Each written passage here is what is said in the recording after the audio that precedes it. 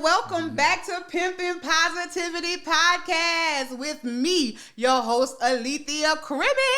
How y'all doing? Well, we are here to motivate, empower, and inspire y'all.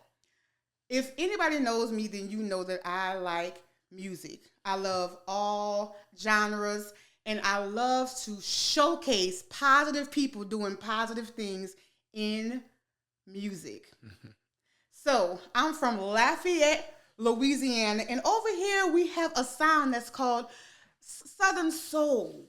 And the perfect person that I thought could come on my show, which I'm so excited for y'all to meet and explain just what that is the incomparable David Sylvester Jr. Let me just tell you a little bit about him. Oh. David Sylvester Jr. is a singer from Opelousas, Louisiana. He has released several singles: Smile, Lonely Hearts, In My Arms. He also has a docu-series, which I did not know about. Oh, yeah. And it's about your mom fighting her last stages of life. Yeah. And he's also a songwriter. I am so inspired by him.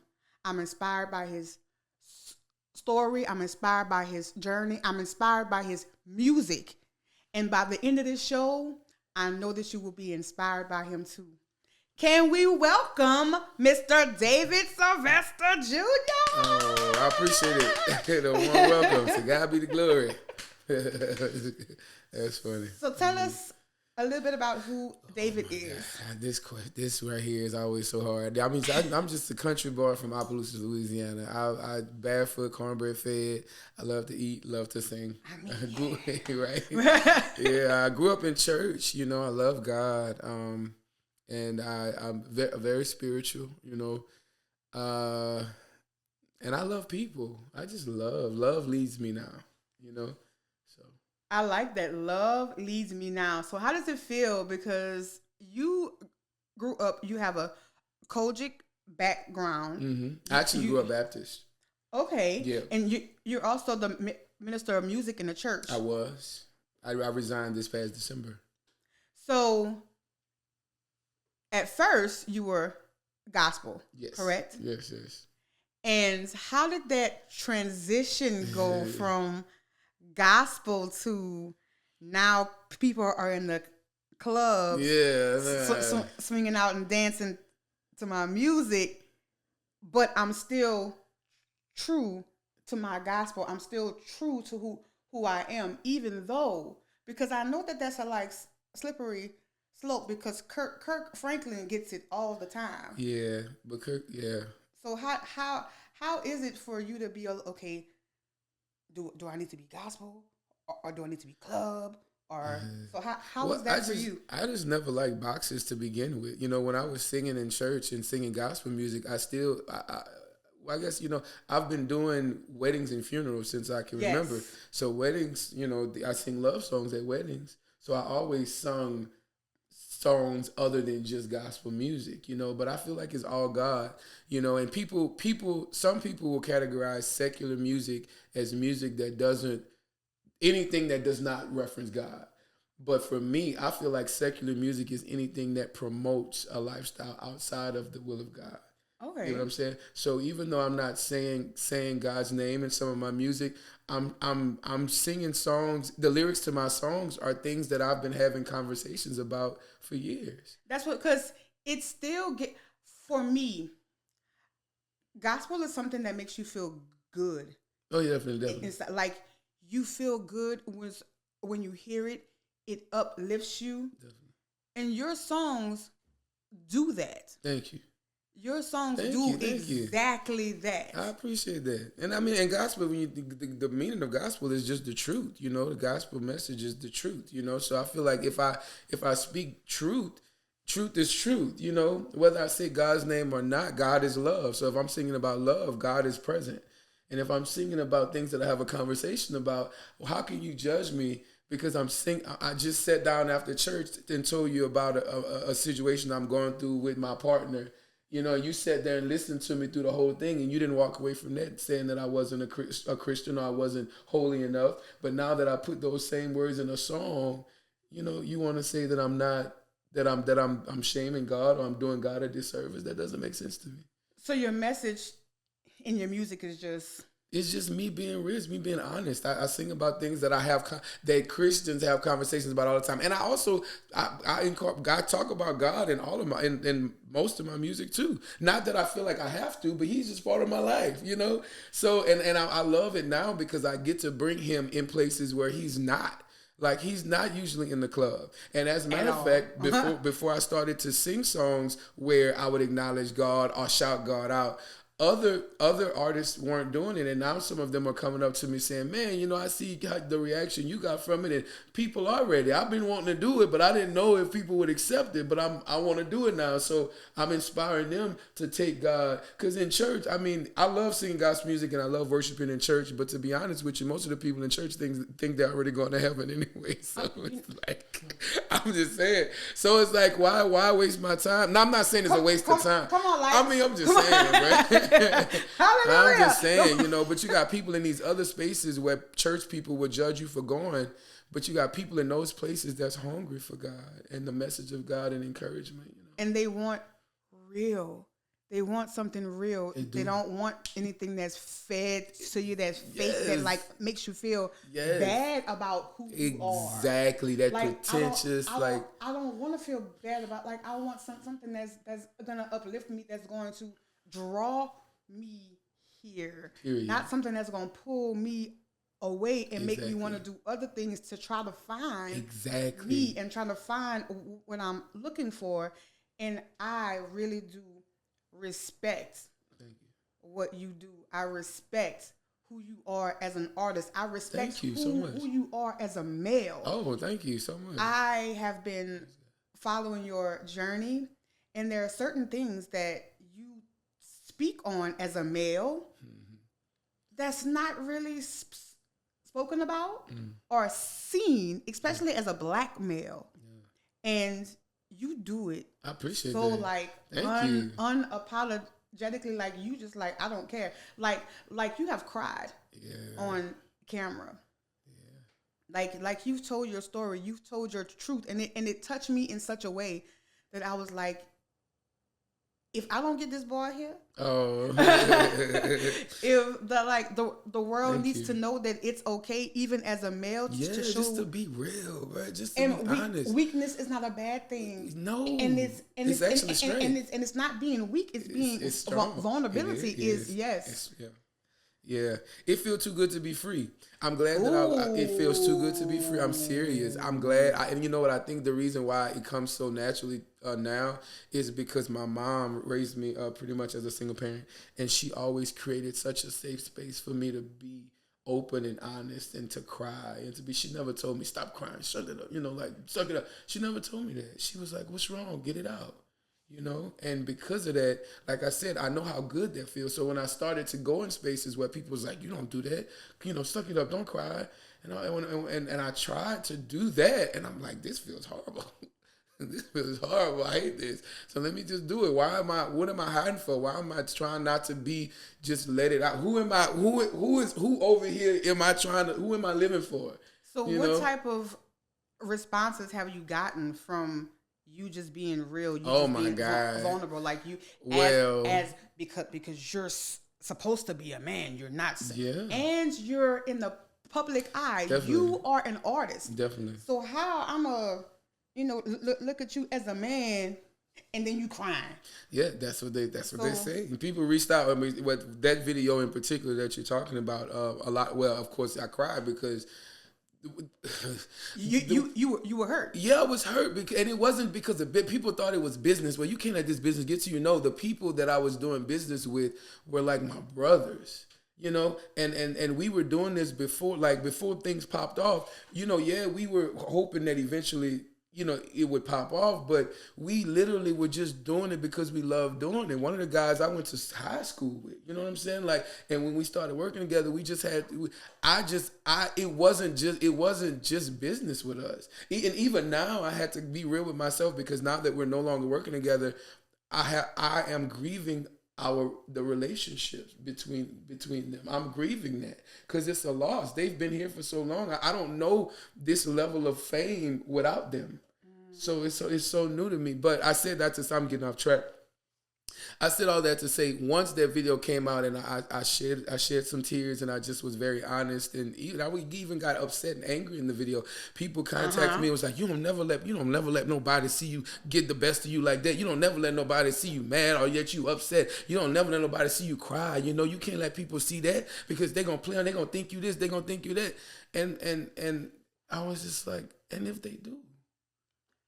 That was something I wanted to talk about because you mentioned 2 words, and if that ain't me sometimes, and I was like, ooh, we gotta talk about this because I am the queen of self-sabotage. And I was about to do it. I was about to do it. I was going to burn it all to the ground. I did. I said I will because whenever you said, because y'all, I be feeling the same way. As like positive as people know that I am, sometimes. Oh yeah. I don't want to be. Don't come at me with okay. Don't encourage me.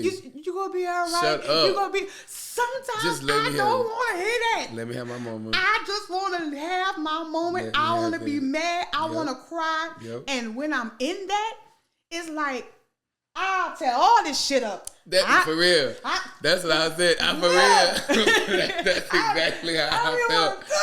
That's exactly. And it's like you have to catch your head, and the more that people contact you and say you gonna be all right, it's like you just like you just couldn't just let me have it, like you couldn't let me be upset. And that's what they were doing too. Some of them, the ones that did decide to do it, they was like, I know you said you didn't want to hear anything. Then shut up. Let me. Cool. Like I just told you that because sometimes having those moments teaches us things. It does. Like I need to feel this hurt. I need to feel this hurt. I need to look it in the face. I need to get it out. Pain. Yeah. Like I hate when people say, "Fake it till you make it." And by y'all trying to uplift me, it puts me in a space where I feel like I have to fake it until I make it. No, I want to face it and then I'll make it. Okay, I have to face it and let me face it. Let me be hurt. Let me be in pain. Let me grieve that loss. Yes. That's whenever people lose somebody, when you lost your mom, oh my God, and people were like, you know what, you can. No, can I gotta grieve. I gotta go through and faking it, like people say, suck it up, hold it in, is almost like if you drunk some poison or even alcohol and your body is literally trying to throw it up. That's like somebody telling you to close your mouth and keep it in. You get what I'm saying? No, why you know how many people they got walking around here that look like they happy or they look like they successful or they look like whatever and miserable, and you don't find out until they end up committing suicide. Depression, like that's what I'm saying. Looks like this, y'all. Yep. Seriously. And I love how you said grieving, because I will say in my messages, but I can admit that I don't speak about the other side of it enough. I am the queen, baby. I am Edward Scissorhands with cutting people up. Clean. Period. Dry.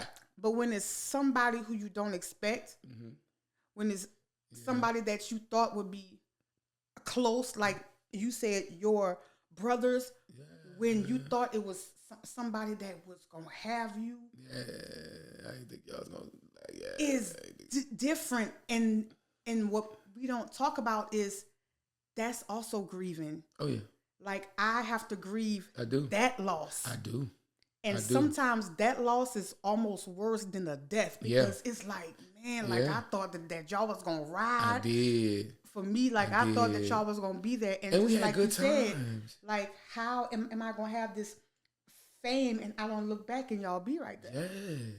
Like I don't know this without them.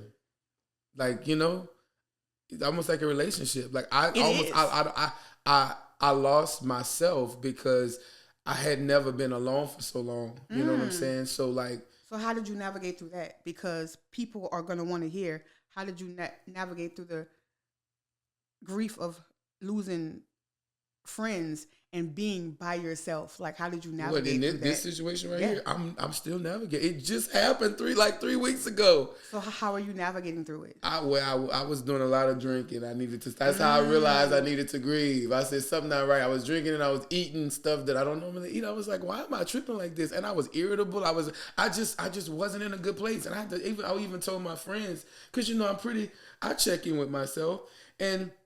You know, I could function because I'm usually pretty organized and I'll still get stuff done. But I had to tell one of my close friends, I said, I don't feel good. I'm not in a good place. And one of the things, like you said, another thing, one of the songs that's very popular now that I did in Southern Soul is called "Too Blessed to Be Stressed." Yes. And the whole song is giving glory and honor to God because it's talking about not letting situations get you down and upset. So that was one of the things that was told to me when people reached out. They said, "You Mr. Too Blessed to Be Stressed. You don't stress it. You do." And I was like, "See the pressure." The pressure to just be that person. Perfect, yeah. People every time I post a video about me going through it, it's like, what? Were you the positivity queen? Yeah. And but that does not mean that I don't hurt, baby. That doesn't mean that I am not allowed to go through certain things. Exactly, and be human. But it's how I handle it. Period. That makes me who I am. I'm allowed to go through it. Period. How I handle Period. it. That's what makes me who I am. Because I won't let it consume me because I've equipped myself with the tools to know how to handle it. But I wouldn't have been able to do that if I wouldn't have faced it. I had to sit with that. Y'all, it's okay to sit with that hurt for a little while. And feel it. It's okay to sit with that pain for a little while. We were built to feel those emotions. We need to go through it. It always it's like resistance, you know? Of course you go to the gym and whenever you lift weights, of course you get sore, you get whatever because you're not, but you need it because it builds, and the more muscle. Exactly. that you work out, I'm speaking to my arms right now. Let them know. The more, because I'll go and I'm like, oh my God, it hurts, and it's like I don't want to go, but then the next day it gets better, and then the next day it gets better, and then it's like, okay, and you get better, and then now I have strength now. Strength. I have new strength that I did not have before. Right. So when you go through all of this, baby, we're in church right now. Because sometimes when you build that resilience, you are building yourself up, and now you have new strength that you did not even know that you had, but you had to work those muscles. You did, yes. Like you had to work that. Yeah. And sometimes we don't even realize that we have that type of strength because we were never put in the position to work the muscles. Exactly. That's Sometimes true. you have to be put in that That's in that because situation. As a people, even especially Black people, we were taught to avoid those type of things and those type of situations and those type of conversations and conflict. You avoid it. You sweep it under the rug. Anything going on? Oh no, everything's okay. Everything's all right. Don't tell nobody. Don't go out here and tell people what's going on in this house. Listen. Don't tell. No, like for real. We were taught to hide. But you know, and I say this, I believe that it was for a reason because as Black people, during times of slavery and during the civil rights period, we were targeted and our weakness was used. You know, we were taken advantage of. So the old had to raise the young to prepare for that type of environment. But as we, I guess, kind of got to a place, and I'm not saying, people still don't prey on other people, but we've passed down that tradition. We have. Of just, no, you don't let nobody see you sweat. You don't let nobody see you cry. You don't tell nobody you got problems. You don't let nobody know you got issues. When you walk out of this house, you need to look like you got money. You need to look like you're strong. You need to look like you happy. Seriously. And we were raised to hide everything and to break down in private. And we build these walls around us. We're not using that muscle to face stuff. Yep. So when life really start lifing, we just like. Yep. It's a build up. Because we haven't worked those muscles. No, we weak, yeah. And so we don't know how to handle it. I'm so glad that you spoke on people sweeping things under the rug, people not really realizing things and making you feel like you can't live in your truth. I'm going to be honest. I know what my truth is. I know that a lot of y'all who follow me know what my truth is. I am part of the LGBTQ, period, the rainbow mafia, and I love us. And I've gotten a lot of criticism because of it. Of course. I've gotten a lot of people saying that they were no longer going to follow me, which is fine because sometimes in life they're like, trash will take itself out. So you're welcome. But I want to speak on that as far as you. Can you tell us about who you are as far as living in your truth and how that has affected you in your life and your career? Right. Well, like I was telling you, this interview is actually the first time that I'm publicly speaking. Exclusive, baby, exclusive. Speaking on my personal life like that. But I grew up gay. I was always gay. Like, you know what I'm saying? And I mean, now I'm starting not to put myself in like those boxes because I feel like I honestly feel like God wanted me. Let me say it like that, to get to a place where who I was drawn to was more of a soul connection and not so much like physical, even though I do have my things that I love physically or whatever, but I just put myself in a box for so long. So I'll say that, but I was raised, I've never been with a woman before, But how? Because I know that you get this all the time. Yeah. How can you be Christian? How can you be in the church? Oh, I'm glad you brought that. How can you have the faith that you have knowing that I'm gay. Well, knowing according to these wonderful people that you are gay and you're going to hell. Well, to be honest, let me tell you. So I share this. So growing up, first of all, I got my first job in the church when I was 14 years old, playing the piano. But even before that, did they know about you? They did not. Okay. They did not. But even before that, but I knew about me, right? By that time. Mm-hmm. But I say that to say, even before that, I was raised in church, but I might have not went every Sunday. But once I started working in church, I was constantly in church listening to that rhetoric. The fact that, the Bible says homosexuality is an abomination and you're going to go to hell. It's an unforgivable sin. And for a large part of my life, I grew up believing that God hated me because I could not control it. I prayed for it to go away. How was that battle? It was horrible. Because I just felt like I could... If I died anytime, I'm just going to hell. And then the preachers tell me what hell feels like and what it looks like. And these people don't like what I am, so I can't even come out and ask for help, without people, turning their attention towards me in a way of disgust. You get what I'm saying? So, and then my mom too, I ended up coming out to my mom when I was 14, but it was only because she had found out, with some things that happened and something had got out. But I was suffering so much because I had never, that was the first thing that I kept from my mom growing up. It was me and my mom for 8 years before my sister was born. And then once my sister was born, it was just us three. My mom, she raised us as a single parent. And I told you, she created such a safe space for me growing up. And when that started, and I would kind of hear the comments that she would make about people when she would see somebody who was visibly gay or a man that was feminine. And I thought in my head, like, man, she gonna feel like they want me if I ever tell her. So I started hiding it, and I was miserable because I wasn't raised to hide nothing. Exactly. So I was not raised to hide nothing. Yeah. It's like, it was just horrible. it's a real battle because I wasn't raised to hide stuff, and now I have to. Yeah. So it's like I don't even know who I should be at this point. I don't. Like, Yeah. should I be like you raised me to be? Exactly. Or should I be like I'm seeing should you? I protect? Should I like protect myself? Yes, and that's of course what I did until she came out and set me free. But I was pretending, and people were like, "Oh, where's your girlfriend? What's this and that?" And it was just an incredible amount of pressure. That's why I told you I know if freedom feels too good. So once I told my mama, I didn't care. Freedom feels too good. Freedom feels too good. Blow the box up. That's what I'm saying, y'all. Blow the box up. Can we just blow the fucking box?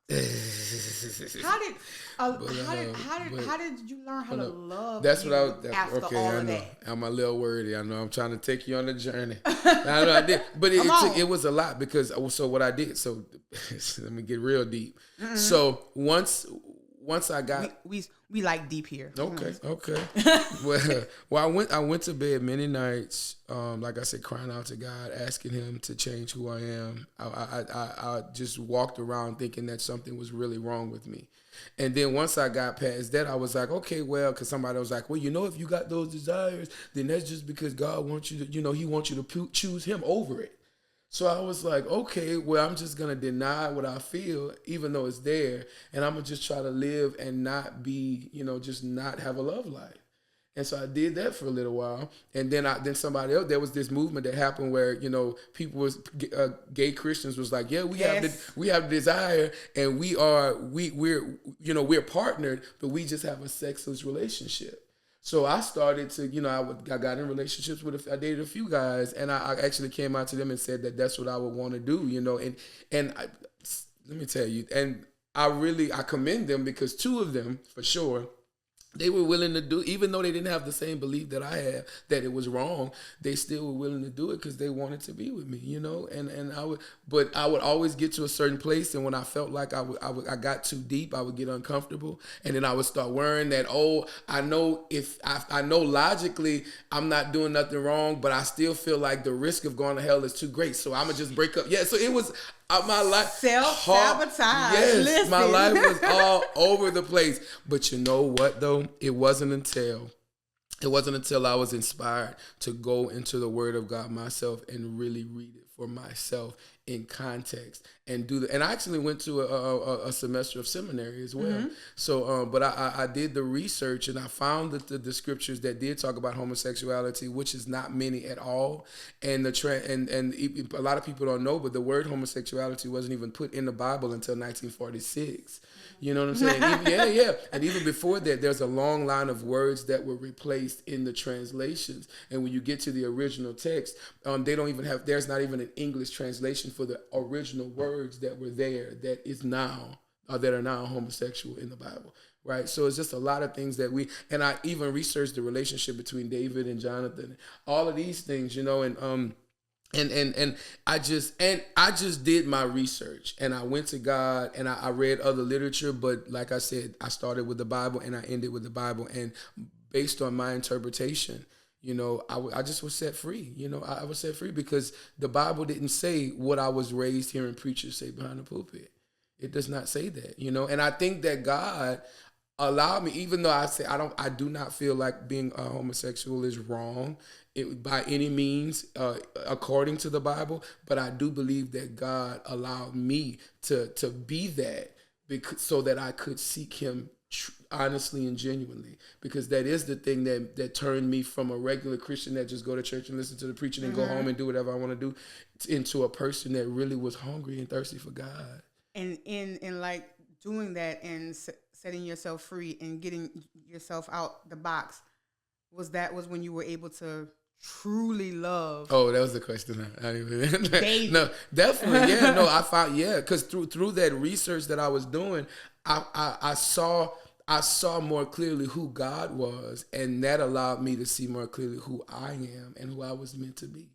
And that's where the love came from, yeah. So as an artist, because I can't stand when people label the artist for what they are or who they are versus just saying he's an artist. Yeah. Like I hate when people say, well, he's the gay He's artist. a gay artist. Or he's the LGBTQ artist. Yeah. Why can't you just be an artist? Yeah. Like, where can't, because you're like, music is not saying, oh, this is just for a certain. Yeah. It's for everybody. People like to categorize things, just like genres. Oh, that's the Southern Soul artist. That's the gospel artist. People push me to put myself in that box. And I'm like, I don't want to, because I sing about everything. If you hear something that falls in a certain category, fine. Put that song in that category. But don't put pressure on me to stay in your category. Well, you've been out here, like, moving around, traveling, doing things with your music. Yes. In spite of. Oh, yeah. In spite of everything else. So what are some pivotal moments in your career? Because I did see that you went to Los Angeles. Yeah, Los Angeles. How was that? I absolutely love Los Angeles. It feels like home. Was that your first? Right. It does. It feels like home. Yeah. It does. It's like, I will listen. Every time I go, I'll be like, I might not catch my plane back. So how was that? And who did you sing for? Why did you go? Well, this last time I went, it was my third time. The first time I went, it was a lady who she found me on Facebook, and she loved my voice, she loved my music, and she does a holiday party every year. Shout out to Miss Octavia Happy. But she does a holiday party every year, and she wanted me to be one of the featured guests. So I went that first year, and I went the second year. She called me back, and then the second year there was another lady who's a promoter. She was at the event. She worked with Parks and Recreations, and she got me to do just a gig with Parks and Recreations where I did this thing in the park. A full set. Just for the people. They set up this big stage and with the lights and everything. It was a big thing. So I have a pretty strong fan base. Like, they love me there. Like, they treat me so well. And how does it feel just knowing that you could be you and just go out and do what you do and do what you love? It feels so good. Do what you because I also saw and I also heard that you are not signed. Is that on purpose? Yes. My mom told me not to be. She said, don't sign nothing. And I agree with her. Like, now I get it. But she was like, people gonna come, they gonna try to whatever. But now I know what that do. Like, I'm I don't want to get. First of all, I'm a Gemini. That's why we get along for real? so good. I think I think I remember that yet. Where have you been? Don't do it. Well, you already know, baby. Let me tell you something. Well, let me tell you, you're not. That's why we get along. Look, well, I talk about bipolar, huh? No, literally. Like, I could go to sleep today like on the top of a company, CEO, I didn't work, sweat, bled to build, and the next day I wake up and I just be like, oh, I gotta leave. I gotta pack up and move. No plan, no, and I just do that. And so that's why I can't commit to like stuff like being signed. I can't, because I can't give anybody that level of control over me to be consistent. Because consistency is so hard, and people with ADHD just don't understand that being consistent is a struggle. Yes, and I don't need the added pressure of you making me even relationship. That's why I'm not in a relationship right now, because I don't need the pressure of you expecting me to be consistent. I can show up right now in this moment as who you need me to be if I can, but when I can't, I can't. And that's why I love my wife and my circle of friends, because they ain't got no expectations. See, that's nice. Day by day, ask your wife if she got a brother. No, I'm just saying, I quit. No, but it's all good. Because day by day, you never know who you gonna get or what version of me you're gonna get. But I think that's all a part of what makes us who we are. Exactly. And that's what makes people gravitate to us. Period. It's because we don't try to fit in the box. Exactly. We don't try to be like, exactly. Because baby, I am all over the place. That's funny. And people not ready for the level of transparency that we bring. And you know who else was Geminis? Two Geminis, Tupac and Kanye West. See? No, I'm just saying. but it makes sense. The quick shifts, the just being open and just speaking your mind. You got to get it out. You know, and I just identify with them so much, you know, not saying I agree with everything they do or say, but I identify with how they set themselves free. They don't care. And your fans just love you. They do. Let me tell you, what's your like? What's your like? Because I have some like crazy followers stories. Like they was, but everybody has a like crazy fan story. Oh my God! What is yours? I got a lot. I got one. Like I know you got one. Yeah, well, from the ladies. It's the ladies. Well, this one lady. Like the ladies usually rub on me whenever I perform. They usually because you are what a beautiful black man. No, and I don't mind. I'm performing. It's cool. I like loving on people. No, but this one woman. she was sitting down. I'll never forget. And I was singing at I was at Ladeb's, and for some reason the mic, I had to move a little bit closer to the sound system because the mic was the signal was kind of going out. So I moved closer to the sound system, and right at the entrance of like the dance floor where I was performing, there, a lady sitting down on a chair, and she pulled me over. And I thought, okay, she probably gonna rub my back. She gonna do it. She went under my clothes. She was all up my leg. Like it was like, not like like I literally had to like come on, girl. Like be like, this is a lot. I'm not used to this. Like this is a lot, but. It is, and I kept saying we good. I'm not gonna be disrespectful, but that. So how did you handle that? Well, I grabbed her hand, I moved it, and whenever I had to move away from her. But I was just like, I had to tell her, but I didn't. I just moved away from her. She was drinking. I know in those environments, people be drinking, they be feeling good. But it was like I'm a firm personal space. I'm a firm, so like the little rubbing that the women do is kind of like a lot for me. So when she did that, it was like a lot. Women don't be like, hey, so like if I can never change your mind. Yeah, let me tell you. No, this one lady, she did ask me. She was like, "Do you like women sometime?" That she did. So because on those days. Yeah. But I also too like guys. Like when I'll get home at the end of a show, and some guys that'll be there that like me, they'll hit me up on Facebook. Once they realize it's really me, they'll send me nudes. Not nudes. Yeah. Not. Like yes, no, like it's a thing. Like it's like David Sylvester After Dark. I know, right? And I'm just like, bro, like, so I try to keep it professional and everything. I mean, I'm flattered that you, whatever, but it's just crazy. It's interesting. It's different. I'm not used to this. I'm still kind of getting used to it. So what are your future plans? What do you have coming up? Let us know what you have coming up. I have a big show coming up at the end of August. I think August 25th at Southern University, and it's gonna be me, Cupid, Rod, Chip, Anthony, and Lil Nate, and at the mini dome. That's what we call it. Yes, and then I'll be going back to Paragon in September, and I got a few things here and there. I'm doing Boots and Bling in December, and I'm also doing Carl T's birthday party in October. So, that's just, but in between that, I got, little gigs here and there. I'm going to Dallas this weekend. Let me say that, because I've been trying to, promote. But yes, I'll be in Dallas this Saturday at Thibodeau's.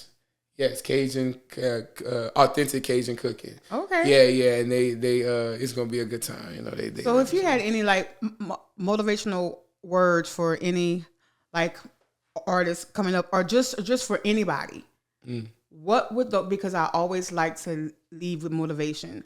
Definitely. What would you tell them? I mean, I would just tell them like, don't do nothing you don't want to do. Don't do nothing you don't want to do, and make sure everything that you do is because you want to do it. Like that has changed my life. Seriously. And I mean, I know like, and people gonna say that they're selfish, but at the end of the day, like if you don't, like you here to live your life. You here to live your life, and you have to be the guardian of your happiness. You have to make sure that your experience is what you want it to be. And everybody around you, they're gonna have their own methods of how they think stuff should be done. They're gonna have their idea of what they think you should do with your gifts and the things that you were given. And Lord knows, with everything in them, they're gonna try to get you to conform to their belief system and their way of living. Don't drink the Kool-Aid. Don't drink the Kool-Aid.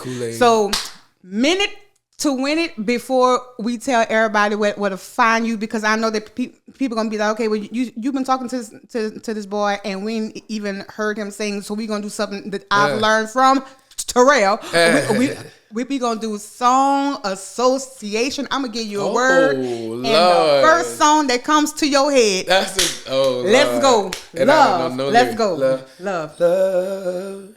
So many things I've got to tell you, but I'm afraid I don't know how. 'Cause there's a possibility that you look at me differently, love. Okay, happy. Because I don't know the word. If you feel like happiness is the truth, 'cause I'm happy feelings in the air. Yeah. Okay, I should do that one. Hearts. This song is dedicated to all the lonely hearts on the dance floor tonight. That's his song, y'all. Waiting patiently for the love of your life. Yes! That is Lonely Hearts by David Sylvester Jr. Can you please? Praise God.